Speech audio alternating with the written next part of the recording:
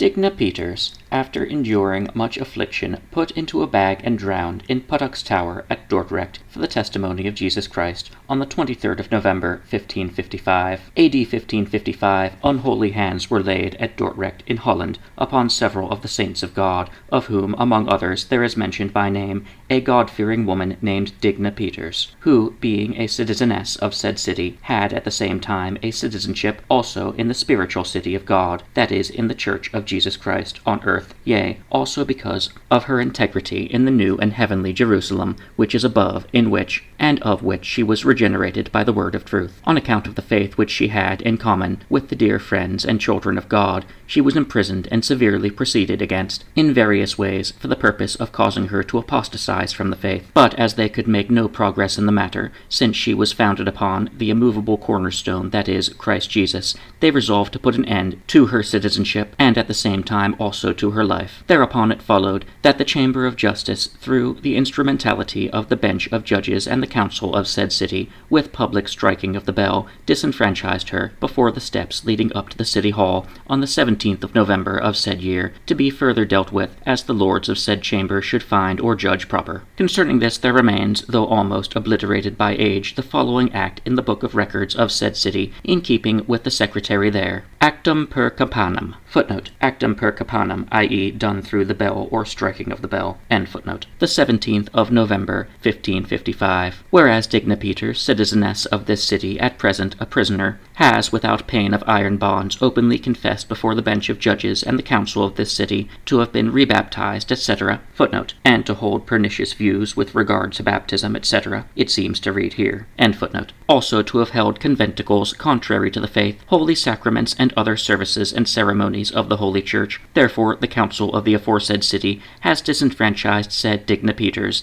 and disenfranchises her by these presents. Further to be proceeded against, as the aforesaid council, according to the exigency of the circumstances of the case, shall deem proper. Thereupon follows in said book how the Chamber of Justice proceeded against her 6 days afterwards, in regards to which the following words are found. Digna Pieters drowned. Today, the 23rd of November, A.D. 1555, Digna Pieters, by virtue of a certain sentence given and pronounced, footnote, whether it was customary in the city at that time to read in court sentences the death passed in matters of faith, we have not been able to ascertain. End footnote. By the bench of judges and the council of this city, by the mouth of Wouter Barthoets, judge in the law, was put into a bag and drowned in Puttock's Tower. Extracted from the Book of Records of the city at Dordrecht, commenced the last day of October 1554, and concluded the 16th of June 1573. This was the end of this valiant heroine of Jesus, who, though she was secretly murdered in a tower, like Joris Whip and others, will hereafter, in the great day of the Lord, be brought openly to light. Then it shall be seen what difference there will be between those who did this, and her who suffered it, since every one shall receive in his body according to that he hath done,